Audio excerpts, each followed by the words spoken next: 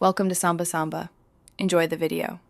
In this video, I will explain how to replace a dash in a Dodge Ram. First, ensure you have all your tools ready, including various screwdrivers and a plastic trim removal kit.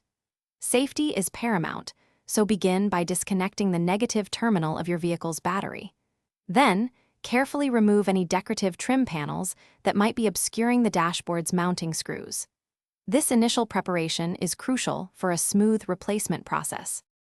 Once the trim is off, you'll need to locate and remove all the screws that secure the dashboard to the vehicle's frame. These are often hidden, so take your time. After the screws are out, gently disconnect all electrical connectors attached to the gauges, radio, and other controls. Be methodical and label them if needed. Finally, carefully lift the old dashboard assembly out of the vehicle, being mindful of any remaining wires.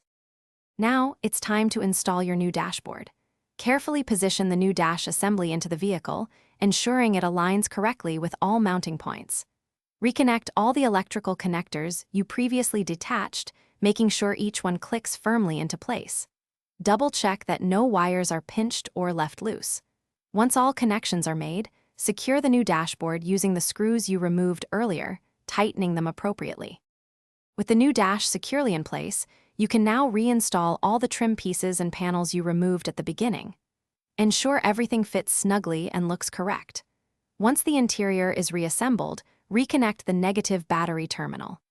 Finally, turn on your vehicle and thoroughly test all dashboard functions, including the gauges, lights, radio, and climate controls, to confirm everything is working perfectly. Thanks for watching.